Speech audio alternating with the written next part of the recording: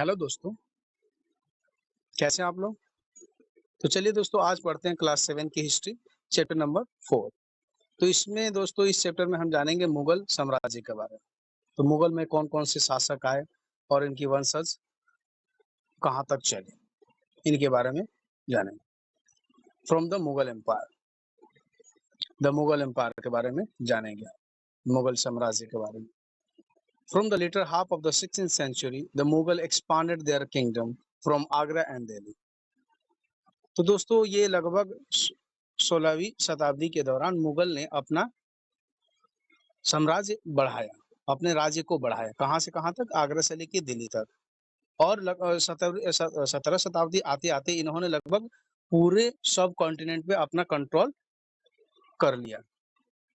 जैसे भारतीय उपमहाद्वीप है, इन पे लगभग इन्होंने अपना सारा कंट्रोल कर चुका था दोस्तों।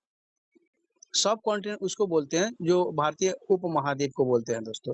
जैसे अक्सर हम लोग पढ़ते हैं वहाँ पे सब कॉन्टिनेंट आता है। तो सब कॉन्टिनेंट में दोस्तों उस ज़माने में लगभग 6-7 कंट्री हुआ करती थी। जैसे बांग्लादेश, पाकिस्तान, नेपाल, भूटान, अफ़गानिस्तान, ये सारे कंट्री मिलके उसको सब कॉन्टिनेंट बोला जाता था। तो अब देखते हैं दोस्तों मुगल आखिर कौन थे? Who were the Mughals? The Mughal were descendant of two great lineages of rulers. तो ये मुगल थे दोस्तों, ये किनके वंशज थे? दोस्तों ये डिसेंडेंट का मतलब ये जो शब्द है डिसेंडेंट, इसका मतलब होता है वंशज। ये इंग्लिश वर्ड है, तो इसको याद रखेंगे। डिसेंडेंट का मतलब वंशज होता है। और ये किनके वंशज थे? तो ये उनके बारे में देखते हैं। तो ये अपने माता के साइड से किनके वंशज थे? चंगेज खान के, ठीक है, जिनकी मृत्यु 1227 में हुई। The Mongol ruler who ruled over a part of China and central Asia. और जो मंगोल के शासक थे उन्होंने चाइना और सेंट्रल एशिया पे अपना शासन किया था। फ्रॉम देयर फादर साइड, और अपने पिता के साइड से किनके वंशज थे?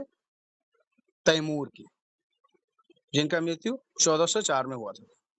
ये कहाँ के शासक थे?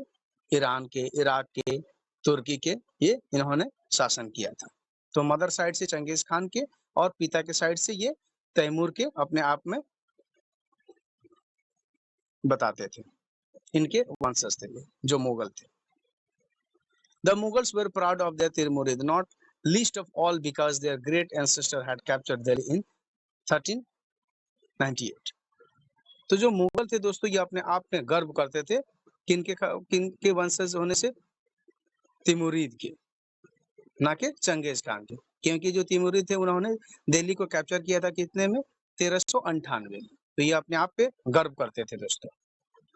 अब जानेंगे दोस्तों इनके मिलिट्री कैंपेन, जो मिलिट्री इनके कैंपेन, इनके आक्रमण कैसे होते थे वो देखते हैं दोस्तों। तो जो इनका पहला जो शासक था वो बाबर हुआ करता था दोस्तों, जो 1526 से लेकर 1530 तक उन्होंने शासन किया। और वो फरगना जो उनका सिंहासन था वहां पे इन्होंने 1494 में ही वहां का शासन संभाल लिया था, जबकि वो 12 साल के उम्र के थे। तो देखते हैं डिटेल में दोस्तों। Babar the first Mughal emperor 1526 to 1513, 1526 से लेकर 1530 तक इनका शासन रहा। Succeed to throne of Fergana in 1494। जैसे दोस्तों मैंने बताया फरगना का ये सिंहासन संभाल चुके थे जबकि वो 12 साल के थे उस समय। He was forced to leave his ancestral throne due to invasion of another Mongol group, the Uzbek. और इनको बाध्य, ये जो इनके पूर्वज थे, तो उन्होंने इनको फोर्स किया कि वो यहाँ से चले जाए, क्योंकि उनको ये डर था कि जो दूसरे मंगोल के थे उनके अटैक के वजह से ये वहां से दूसरे जगह चले। After years of wandering he seized Kabul in 1504। लगभग सालों तक ये इधर उधर भटके, लेकिन उन्होंने 1504 में काबुल को भी सीज्ड कर लिया, अपने कैप्चर में ले लिया। In 1526 he defeated the Sultan of Delhi Ibrahim Lodi at Panipat and captured Delhi and Agra. और 1526 में दोस्तों इन्होंने सुल्तान, जो दिल्ली के सुल्तान थे इब्राहिम लोदी, उनको पराजित किया और दिल्ली और आगरा को कैप्चर कर लिया। तो इनका सबसे बड़ा अचीवमेंट 1526 से शुरू हुआ दोस्तों। मेजर कैंपेन एंड इवेंट्स, तो जो बड़े बड़े जो इनके आक्रमण थे और घटनाएं थी उनके बारे में दोस्तों थोड़ा जानते हैं। बाबर बाबर जो 1526 से 1530 तक राज्य किया, तो इनका पहला जो आक्रमण था वो इब्राहिम लोदी से हुआ था और उनको इन्होंने हराया था 1526 में। 1526 defeated Ibrahim Lodi and his Afghan supporter at Panipat, तो पानीपत में इन्होंने इब्राहिम लोदी को शिकस्त किया था 1526 में। फिर 1527 में इन्होंने राणा संगा राजपूत के साथ, जो राणा संगा राजपूत जो शासक थे उनके साथ भी इन्होंने युद्ध किया और उनको भी इन्होंने हरा दिया। फिर 1528 में इन्होंने किसको हराया दोस्तों, देखते हैं। Defeated the Rajput at Chanderi, establish control over Agra and Delhi before his death, तो ये 1528 में दोस्तों जो बाबर थे इन्होंने चंदेरी के जो राजपूत थे उनको भी हराया और आगरा और दिल्ली में अपने मृत्यु से पहले इन्होंने अपना कंट्रोल हासिल किया और अपना पावर वहां पे एस्टैब्लिश किया। अब दोस्तों जानते हैं हुमायूं के बारे में, जो इनके वंशज थे, जो बाबर थे, बाबर के बाद इनके जो लड़के थे उनका नाम हुमायूं था। तो इनके ऐसे दर पीढ़ी दर इनका शासन चलते गया। तो हुमायूं के बारे में दोस्तों जानते हैं थोड़ा। हुमायूं, इनका शासन कब से कब तक चला, 1530 से 1540 और 1555 से 1556 तक। Humayun divided his inheritance according to the will of his father, तो इन्होंने जो हुमायूं थे इन्होंने क्या किया दोस्तों, जो अपने माता पिता का जो संपत्ति था उसको अपने भाइयों में इन्होंने बराबर का बंटवारा कर दिया।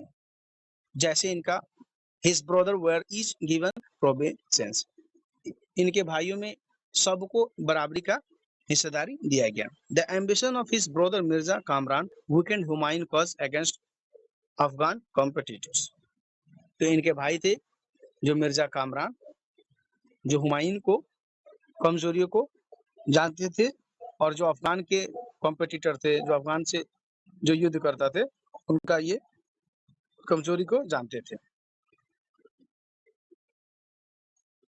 अब जानते हैं दोस्तों शेर खान के बारे में। Sher Khan defeated Humayun at Chausa in 1539 and Kannauj 1540, forcing him to flee Iran. तो जो शेर खान था दोस्तों हुमायूं को हराया कितने में, 1539 में, और कन्नौज में 1540 में हराया और इनको मजबूर किया, जो ईरान को मजबूर हुए जाने के लिए।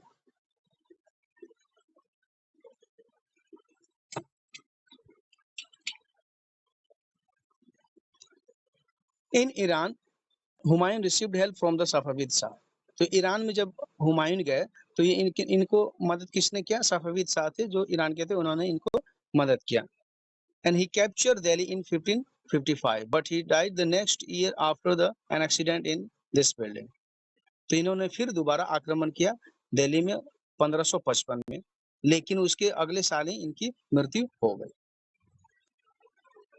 अब दोस्तों जानेंगे हम अकबर के बारे में। तो अकबर का जो शासन काल पीरियड था वो 1556 से लेके 1605 तक था दोस्तों। ये डेट है दोस्तों, डेट को हमें याद रखना है दोस्तों, क्योंकि मेन इसमें डेट इंपोर्टेंट कौन सा है, डेट ही है दोस्तों, जो मेन इंपोर्टेंट है डेट है।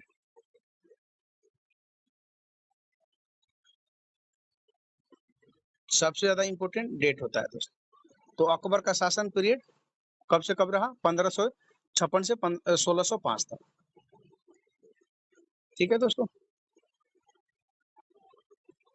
Akbar was 13 years old when he became emperor. His region can be divided into 3 periods. तो जो अकबर थे वो इन्होंने 13 साल की उम्र में ही अपने सिंहासन को संभाला और वो एम्पायर बन गए, वो शासक बन गए 13 साल की उम्र में ही। तो इनका पीरियड 3 भागों में बांटा गया है। 1556 से 1570 में अकबर एक इंडिपेंडेंट ऑफ द रीजन बन गए, राजा के रूप में आए, और Bairam Khan and other member of his domestic staff, जो बैरम खान थे और जो अलग जो मेंबर थे वो इनके डोमेस्टिक, उनके घरेलू स्टाफ थे। Military campaign were launched against the Suris and other Afghan against the neighboring kingdom of Malwa and Gondwana.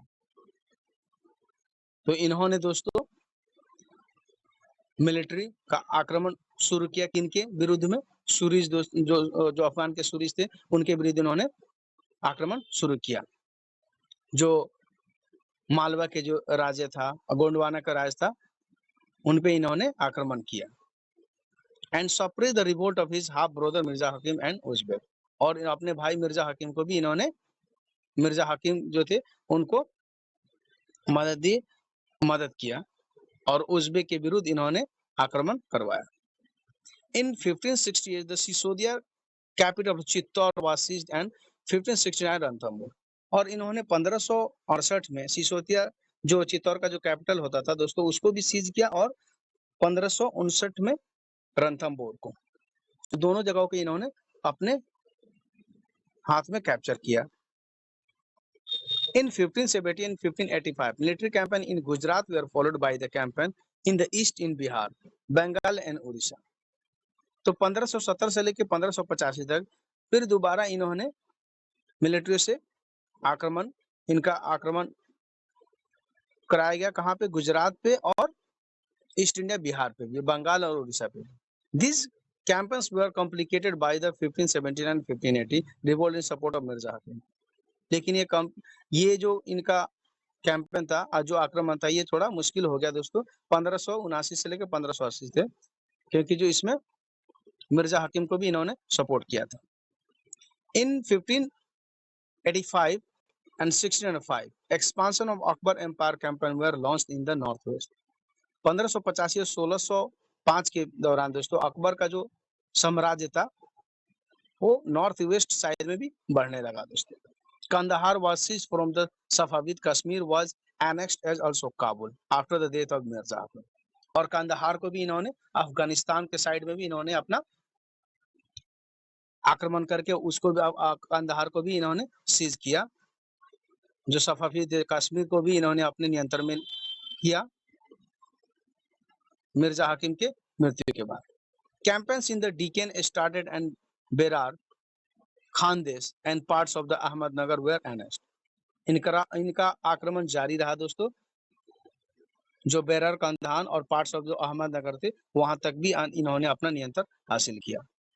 In the last year of his reign, Akbar was distracted by the rebellion of the Prince Salim and the future Emperor Jahangir. लेकिन last year में जो अकबर का विरोधी थे उन्होंने Prince Salim को future emperor Jahangir को रूप में इन्होंने माना। तो अब दोस्तों जानते हैं जहांगीर के बारे में। उन्हीं का लड़का का नाम जहांगीर था। तो जहांगीर का शासन कब से कब तक था? तो 1605 से लेकर 1627 तक इन्होंने अपना शासन किया। Military campaign started by Akbar continue. तो जो मिलिट्री जो आक्रमण जो अकबर ने शुरू किया तो इनके लड़के ने भी उसको जारी रखा, उसको कंटिन्यू किया। The Sisodia ruler of Mewar Amar Singh accepted Mughal service. तो जो सिसोदिया के जो शासक थे मेवाड़ अमर सिंह, उन्होंने मुगल सर्विसेज को इन्होंने एक्सेप्ट किया और less successful campaign against the Sikh and Ahmednagar followed. लेकिन इनका जो मिलिट्री का जो आक्रमण था दोस्तों, ये सिख और जो अहम थे उनमें उतना कामयाब नहीं निकला और कामयाब सक्सेसफुल नहीं रहा, सफल नहीं रहा दोस्तों। Prince Khurram the future emperor Shahjahan rebelled in the last year of his reign. तो जो राजकुमार खुर्रम थे उन्होंने फ्यूचर एम्परर जो भविष्य के जो शासक होने थे शाहजहां, उन्होंने भी अपने विद्रोहियों को अपने रीजन में निपटाया दोस्तों। The effort of Nurjahan Jahangir wife of to marginalize him were unsuccessful. तो जो नूरजहां थी जहांगीर जो बादशाह थे उनकी वाइफ का नाम नूरजहां था, उन्होंने भी मार्जिनल किया, बहुत से जो कामयाब नहीं हो पाया उनका कोशिश शाहजहां। अब जानते हैं दोस्तों शाहजहां के बारे में। तो इनका शासनकाल 1627 से 1658 तक था।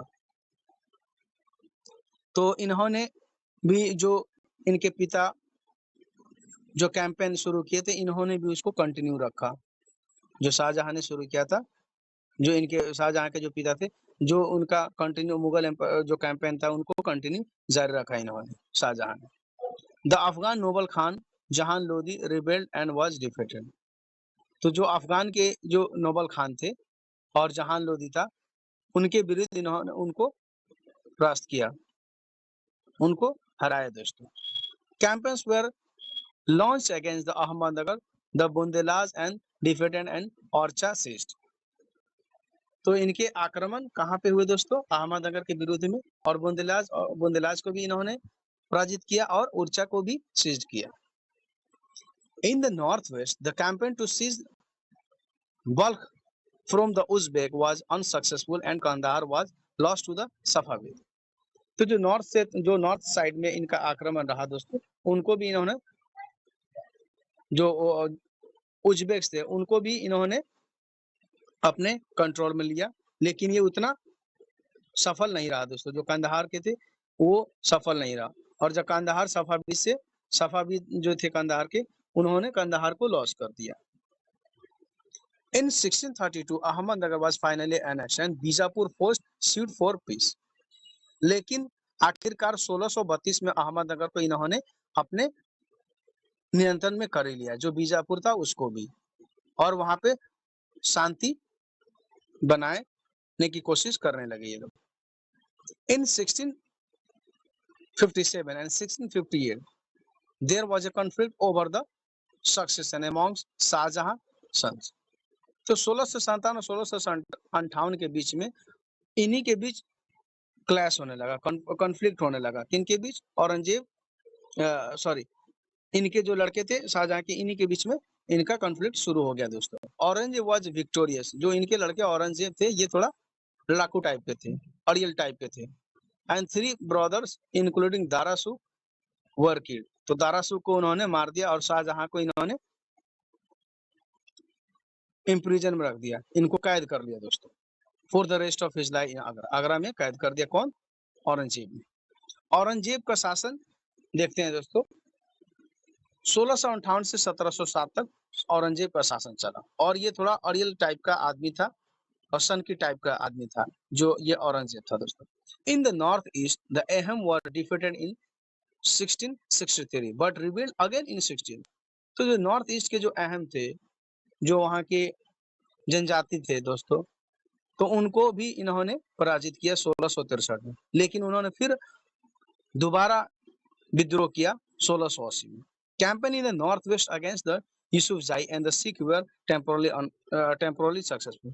तो लेकिन इनका नॉर्थ वेस्ट में भी इनका आक्रमण जारी रहा, किनके विरुद्ध? यूसुफजाई और सिख के विरुद्ध, लेकिन टेम्पोरली सफलपुर रहा दोस्तों। Mughal intervention in the succession and internal politics of the Rathore Rajput of Marwar led to their rebellion. तो मुगल का जो इंटरवेंशन था, जो सफल था दोस्तों, ये इंटरनली इनका एक आंतरिक राजनीतिक था दोस्तों। जिन्होंने राठौर राजपूत, उनको भी इन्होंने विद्रोह बनाया, उनपे भी इन्होंने आक्रमण करवाया। Campaign against the Maratha chieftain Shivaji were initially successful. जो मराठा थे उनपे भी इन्होंने आक्रमण किया, जो शिवाजी थे उनपे भी इन्होंने अपना आक्रमण कराया और सफल रहे। But Aurangzeb insulted Shivaji, who escaped from Agra, declared himself an independent king and resumed his campaign against the Mughal. लेकिन औरंगजेब ने क्या किया? जो शिवाजी थे उनका इंसल्ट किया दोस्त, और लोगों को ये बताया कि जो शिवाजी थे वो यहाँ से भाग निकले और अपने आप को एक राजा के रूप में घोषित कर रहे हैं। मतलब एक झूठी अफवाह फैलाया गया शिवाजी के विरुद्ध में। Prince Akbar rebelled against Aurangzeb and received support from the Maratha and the Deccan Sultanate.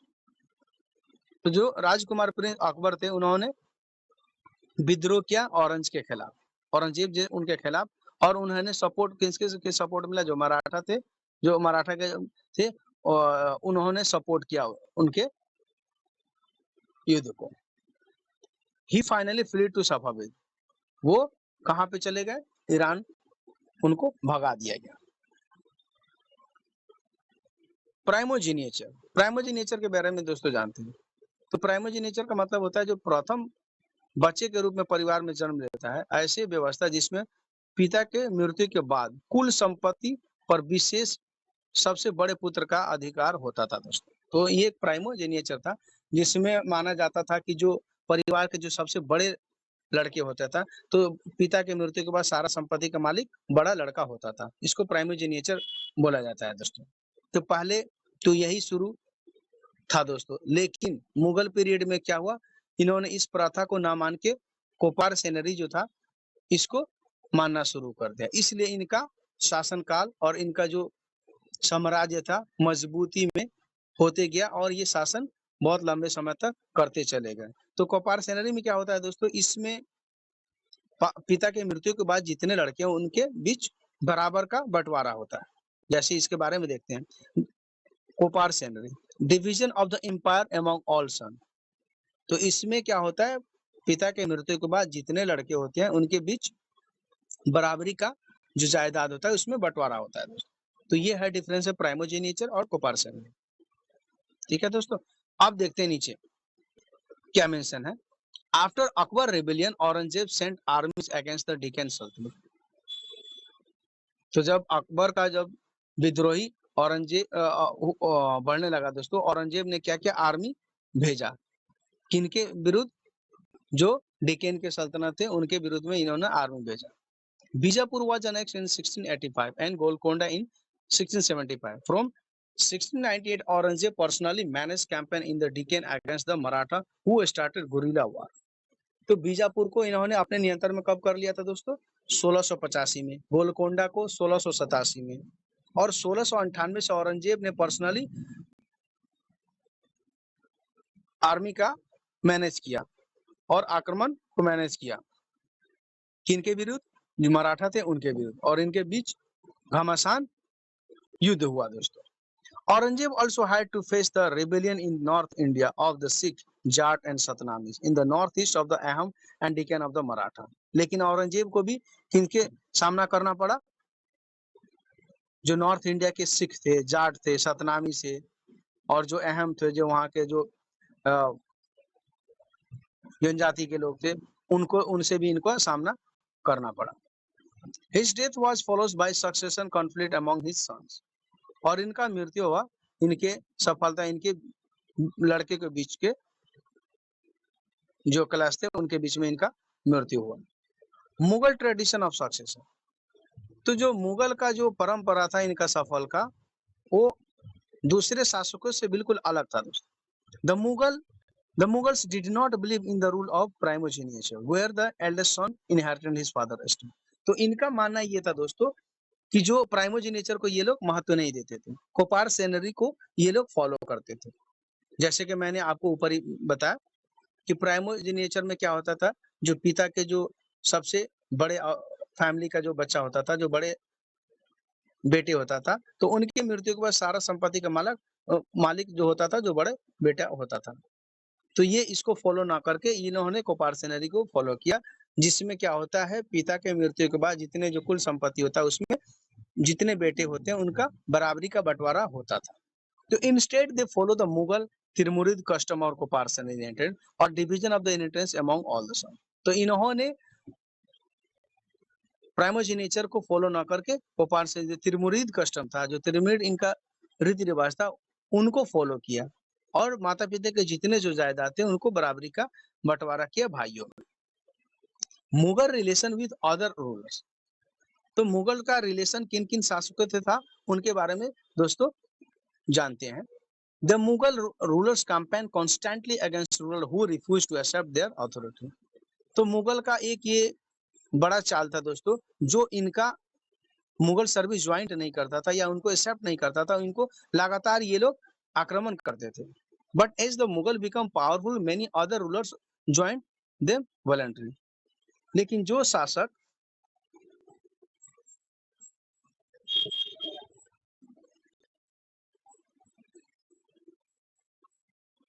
तो जो लेकिन मुगल को जो मुगल को जो उनके सर्विसेज को एक्सेप्ट कर लेता था, उनका उस शासक का ये लोग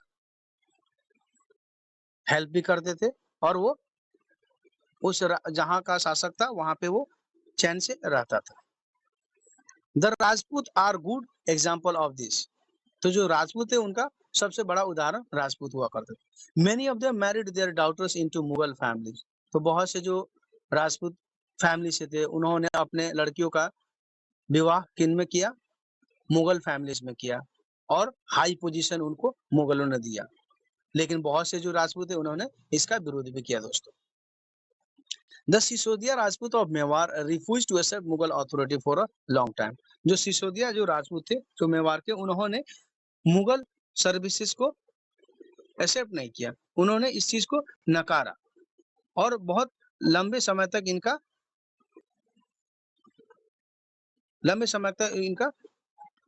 ये सिस्टम चला। That Aurangzeb insulted Shivaji when he come to accept Mughal authority. लेकिन जब शिवाजी ने मुगल सर्विसेज को स्वीकार करने आए तो इन्होंने फिर शिवाजी को इंसल्ट किया दोस्तों। Those who joined Mughal services were enrolled as mansabdar. जो मुगल सर्विसेज को स्वीकार करता था उसको इन्होंने क्या बनाते थे? मनसबदार बना देते थे उस जगह का। The term mansabdar refers to an individual who holds a मनसाब। तो मनसबदार किसको बोलते हैं दोस्तों? जो एक पोजीशन हुआ करता था, एक रैंक हुआ करता था, उसको मनसाब बोलते थे। It was a grading system used by the Mughals to fix rank, salary and military responsibility. तो ये रैंक फिक्स होता था दोस्तों मनसाब के अकॉर्डिंग। सैलरी उसका कितना होगा, मिलिट्री का रिस्पॉन्सिबिलिटी क्या क्या, उनके काम काज क्या होगा, ये मनसाब के अकॉर्डिंग ये लोग फिक्स करते थे। Rank and salary were determined by the numeral value called zat. तो जो इनका सैलरी और जो न्यूमरल जो नंबर था ये जत के अकॉर्डिंग फिक्स होता था दोस्तों। The higher the zat more prestigious was nobles position in the court and larger his salary. जिस ऑफिसर का उच्च जत वाला था उसका सैलरी भी ज्यादा हुआ करता था, उसका पोजीशन भी ज्यादा, उसका पावर भी ज्यादा होता था। तो ये जत के अकॉर्डिंग फिक्स किया जाता था। तो चलिए दोस्तों यहाँ जानते हैं कुछ मैप के थ्रू कि उनका साम्राज्य कहाँ से कहाँ था। जैसे काबुल, कंदहार, ये सब एरिया जो दोस्तों दे रखा, यहाँ से लेके दोस्तों ये नीचे तक की ये सारे उनके अंडर में आ गया था दोस्तों, मुगल के अंडर में आ गया था दोस्तों। तो सब पे इन्होंने धीरे धीरे करके दोस्तों सब पे अपना कब्जा जमा लिया था तो मुगल शासकों ने, और इस तरह ये करके राज करते थे दोस्तों। अब दोस्तों जानते हैं मनसबदार के बारे में। Mansabdar receive their salary as revenue assignment called jagirs which were somewhat like iqtas. तो जो मनसबदार थे जो उनके अंडर में काम करते थे उनका सैलरी कैसे मिलता था? जो रेवेन्यू आता था उसी से दोस्तों इनका सैलरी मिलता था। इसको जागीर भी बोलते थे ये लोग, उस जॉब को क्या बोलते थे? जागीर बोलते थे। और इनको कभी कभी सैलरी के रूप में इक्ताज मिलता था, जमीन का कंट्रोल जो था वो इनको मिलता था। जत रैंकिंग के बारे में जानते हैं। Nobles with zat ranking of 5000 were rank higher than those of 1000। तो जो नोबल्स के जो जत थे 5000 से ऊपर रैंक था, जो 1000 से ऊपर का हुआ करता था। In Akbar reign 29 mansabdar with rank of 5000 zat. तो अकबर के रीजन में जो 29 मनसबदार थे उनका रैंक 5000 से ऊपर जत का था। और औरंगजेब में कितने थे? 79 थे मनसबदार। जब्त एंड जमींदार। The main source of income available to Mughal rulers was tax on the produce of the peasantry. तो जो मुगल का जो मेन इनकम सोर्स था दोस्तों वो कहाँ से आता था? टैक्स थे। और टैक्स कौन देता था दोस्तों? जो किसान थे, जो किसान थे, जो खेती बाड़ी करते थे, जो चीज उससे मिलता था उससे इन्होंने टैक्स वसूली किया करते थे। In most places peasants paid tax through the rural elites that is the headman of the local chieftain. और बहुत से जगहों में ये कैसे करते थे, टैक्स कैसे वसूली करते थे, जो गाँव के जो सरदार हुआ करता था, जो वहाँ का शासक हुआ था, जो ये उसी से ये लोग जो गाँव का जो मुखिया हुआ करता था, उसी से ये लोग टैक्स वसूली करने के लिए कहते थे। Akbar revenue minister Todarmal carried out the careful survey of the crop yields, prices and area and cultivated for a 10-year period 1570 to 1580। तो अकबर का जो एक मिनिस्टर था उसका नाम टोडारमल था। वो क्या करते थे, एक सर्वे करवाते थे कि कितने खेती होंगे, इनका प्राइसेस क्या होगा और कितने एरिया में खेती बाड़ी हो रहा है, कितने सालों तक। ये 10 लगभग लगभग अनुमान लगा दे 10 साल तक ये उनका सर्वे करवा लेते थे और उसी के अकॉर्डिंग ये अपना टैक्स फिक्स करते थे और टैक्स वसूली किया करते थे। On the basis of this data tax works हुए, जैसे कि दोस्तों मैंने बताया उसी के हिसाब से ये अपना टैक्स फिक्स करते थे और टैक्स वसूली किया करते थे। Each province was divided into revenue circle with its own schedule of revenue rates for individual। और जो एक-एक जो इनका प्रोविंस हुआ करता था, वो डिवाइड कर देते थे कि यहाँ से कितना रेवेन्यू आ रहा है, यहाँ से कितने टैक्स आते हैं, ये सब अपने हिसाब से टैक्स के सिस्टम बैठा देते थे। यहाँ पे दोस्तों एक इमेजेस है, यहाँ पे एक फोटो है, तो ये देखिए, ये जो व्यक्ति है, ये कौन है दोस्तों? ये जो गांव का हेडमैन हुआ करता था, ये टैक्स वसूली करता था और ये जो है, ये शासक है। ये जो मुगल का शासक हो, कोई भी हो सकता है, अकबर हो, जहांगीर हो, कोई भी हो, लेकिन ये शासक हुआ करता था और ये जो हेडमैन थे, ये इनका काम था वसूली करके टैक्स पहुंचाना। तो ये देखो हाथ में ये जो जो राशि है, जो पैसे है, वो इसको दे रहा है और ये जो हेडमैन था, इनका काम क्या था दोस्तों? इनका काम क्या था? टैक्स वसूली करना। अब देखो यहाँ पे अगर कोई किसान है जो टैक्स नहीं भर पा रहा है तो उसका पिटाई भी शुरू कर रहे हैं, लाचार बना दे रहे हैं, कमजोर करके इनको जैसे तैसे टैक्स वसूली करके और ये बड़े मोटे पेट वाले को जो शासक थे उनको टैक्स दे रहा है दोस्तों। ये सीन था उस जमाने में किसानों का दोस्तों। बहुत ही दयनीय अवस्था था किसानों का दोस्तों।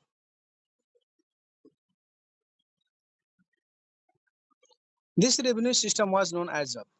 तो ये जो रेवेन्यू का सिस्टम था इसको क्या नाम से, जब्त के नाम से जाना जाता था। It was prevalent in those area where Mughal administrator could survey the land and keep very careful account। तो ये जो मुगल एम्परर थे क्या करते थे दोस्तों, ये इनके जो एडमिनिस्ट्रेशन ऑफिसर थे वो सर्वे करवाते थे और जमीनें के कितने जमीनें उस एरिया में आता था, इसका बहुत ही केयरफुल इसका अकाउंट रखते थे, इसका हिसाब किताब रखते थे। This was not possible in province such as Gujarat and Bengal. लेकिन ये गुजरात और बंगाल में इनका ये सिस्टम सफल नहीं रहा दोस्तों।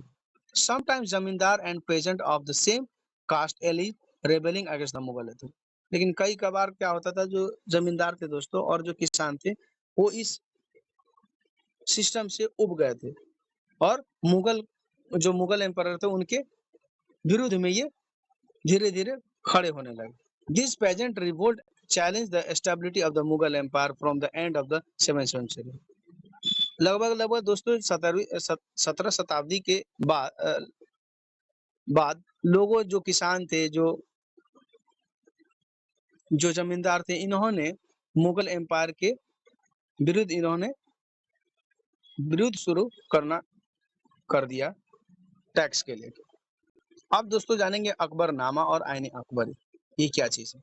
अकबर जो शासक था, उन्होंने ऑर्डर किया था किसको, एक उसके जो क्लोज फ्रेंड थे जिसका नाम था अबुल फजल, कि वो अपने लाइफ के बारे में लिखा, उनके एंसेस्टर के बारे में एक हिस्ट्री लिखवाया कि उन्होंने क्या क्या किया, क्या क्या उनका अचीवमेंट था, ये सब लिखवाया।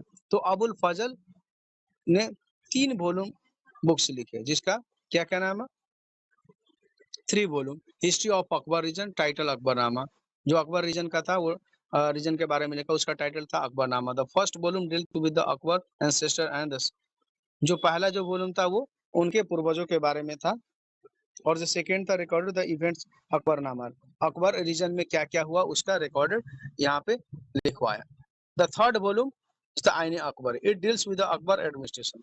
और जो तीसरा था वो आईने अकबरी था दोस्तों, कि अकबर के रीजन में इनका नियम कानून एडमिनिस्ट्रेशन सिस्टम कैसे चला उसके बारे में इन्होंने लिखवाया। इनके आर्मी कैसे रखे गए, कैसे रेवेन्यू कलेक्शन होता था, और जो इनका शासन काल कैसे चला उसके बारे में इन्होंने यहाँ पे लिखवाया। The most interesting aspect about the Aine Akbar is the rich statistical details about the things and diverse as a crops, yield, price, uses and wages and revenue.